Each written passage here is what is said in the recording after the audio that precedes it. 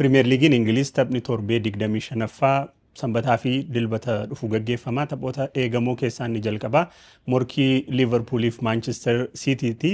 Haa ta'u malee guyyaa sanbata xiqqaa taphoota eegaman keessaa warri ijoon liigicha garaagartummaa qabxii 6tiin dursaa kan jiru Arsenal Sunderlandin isa keessummeessu Manchester United Old Trafford'tti Tottenhamin isa keessummeessu fa'idha. Taphoota jajjaboo kana laalchisee maaltu jedhame? Eenyufaatu tilmaama injifachuu argatan?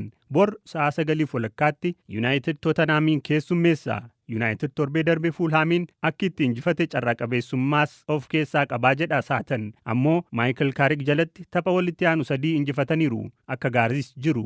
Tottenhamis torbee darbe City'n 2-0 durfamaa ture duubaa ka'ee 3-2 injifate. Solaankeen akka gaarii taphate. Chris Sutton taphni kun kan morkiin jabaan irratti mul'atu ta'uu yaada. Ammoo United karaa ittiin injifatu hin dhabu. Taphni kun 2-1 injifannoo Unitedin xumuramaa jedheera. Taphni itti aanee gaggeeffamu Bournemouth fi Aston Villa gidduutti. Bara kana xiqqoo rakkachaa akka ture Bournemouth taphoota darban 4 keessaa 3 injifateera. Aston Villaan joota dura dirree isaa Villa Parkitti 4-0 isa injifatee ture. Bournemouth tapha dirree isaatti gaggeessu kana 2-1 ni injifata jedhee tilmaama. Saatan liigicha ka dursaa jiru Arsenal ammoo sanbata xiqqaa galgala sa'a 12 irraa eegalee Sunderlandin keessummeessa. Saatan tapha kanarratti Arsenal goolii hin keessummeessu jedheera. Xhaka kilaba isaa duraanii morkachuuf hiree hin qabu. Torbee darbe Leedsiin 4-0 injifatee garaagartummaa qabxii ittiin dursu 4 irraa 6tti kabal'ise Arsenal tapha kana 2-0 injifataa jedha Chris Sutton.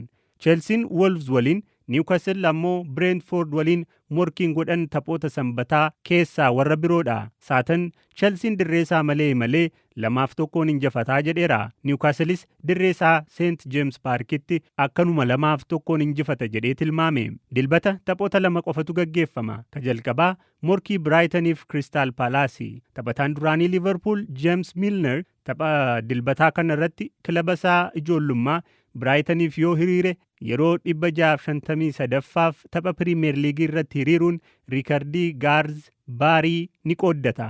Gareen lamaan joota dura morkii dirree Paalaasitti godhaniin qixxee bahan. Alana garuu Brighton 2-0 injifataa jedheera. Gareen Pep Guardiola Erling Haaland malees Marmush Semenyo fi Cherkiitiin deeggaramaa garee fuuldura isaa sodaachisaa ta'aa dhufee jira. Liverpoolis akkanuma Hugo Ekitike fi Wirtz carraa goolii waliin ta'anii carraa goolii hedduu uumaa jiru. Xiinxalaan kubbaa miilaa Chris Sutton taphni kun hireen goolii kan irratti mul'atu tapha cimaa ta'a jedhee tilmaameera. 2 qixxee bahus jedha. Isin tilmaamni keessan maali?